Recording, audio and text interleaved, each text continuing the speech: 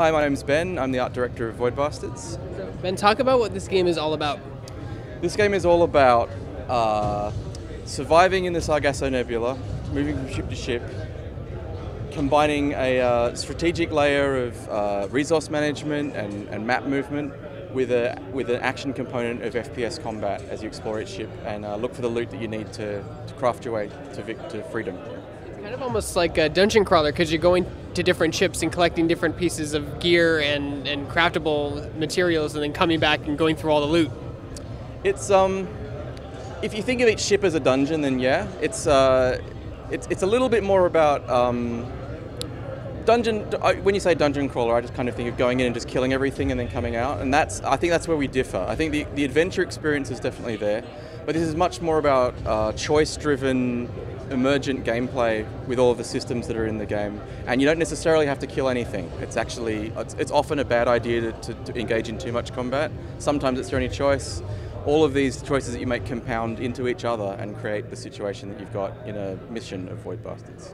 Where did the inspiration for this art come from? I'm thinking Borderlands and... Well, actually, I wouldn't say that wasn't really the inspiration. The inspiration was how can a team this small with an independent budget make a first-person shooter that does all of the FPS systemic stuff that we want to do with our studio's lineage of like System Shock and BioShock, without doing a huge, expensive art style, and at the same time leveraging all of our collective experiences. So a lot of my background was in comics and animation before I got into video games.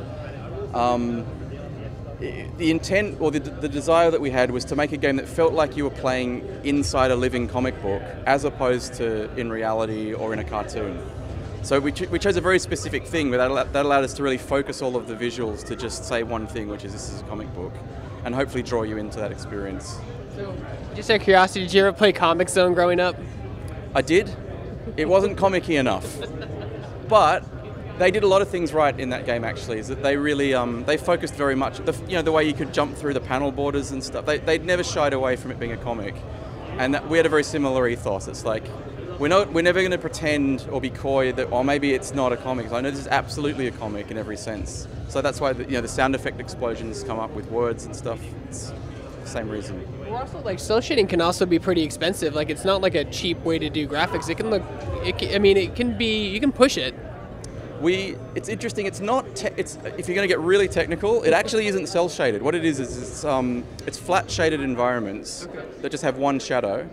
And then all of the monsters and the creatures in the game are actually they're like old LucasArts Outlaws or Duke Nukem sprites, only done at much higher today's resolutions.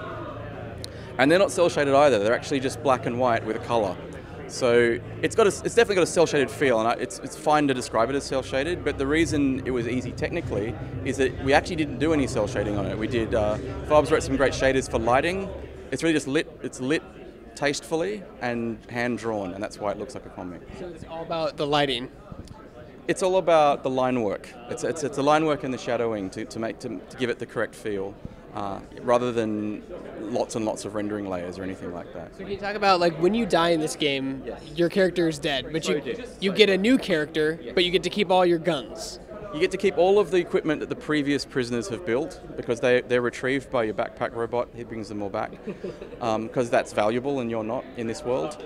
Another prisoner gets rehydrated out of the desiccated prisoner files, and each prisoner has unique traits. So you might be dead and that's sort of a bummer and you've lost that prisoner and you've lost his or her traits, but I like that you're always getting a new set of traits for the prisoner, which means that it's different to play each time you die. It's not better or worse, it's just a little different, and that keeps it interesting. What were some of the influences, any film influences or obviously comic influences when you were designing the enemies, the gameplay, the environments? Initially, it was quite a hard science fiction. We were trying to make it look like real International Space Station sort of environments, but it was so bland looking that we pushed more into, we shifted towards a style. I would describe it's my take on my memories of 2000 AD comics from the 80s, but with color, because they were all black and white back then.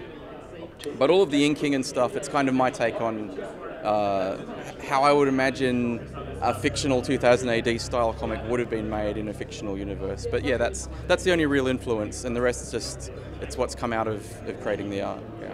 How many different guns and like gadgets are there in the game? I saw a kitty bot, I saw a puppy robot, I saw like a stapler gun.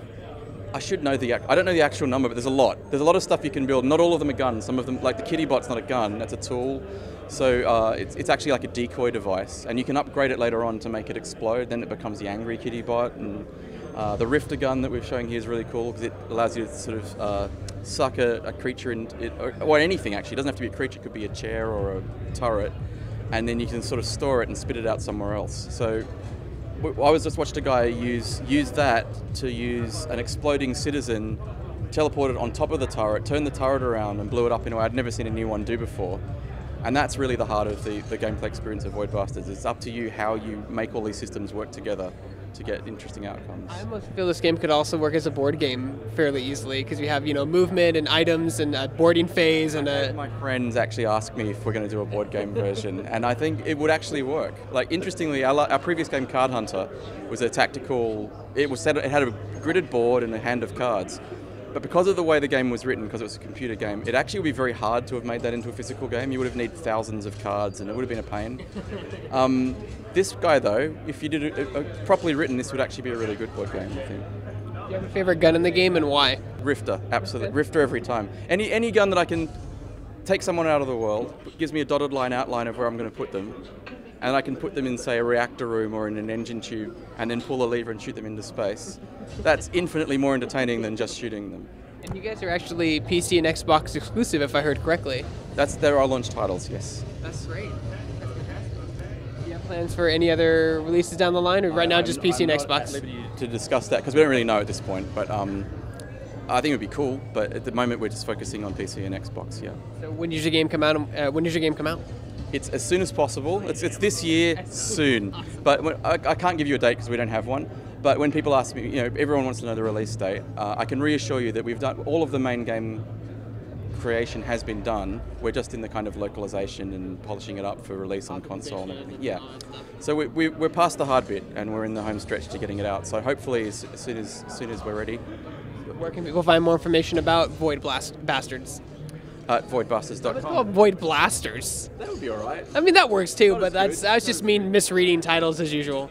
Voidbusters.com, which we gleefully grabbed that domain, and we were so happy that no one else had taken it at that point when we chose it. But yeah, voidbusters.com is all the information you could need.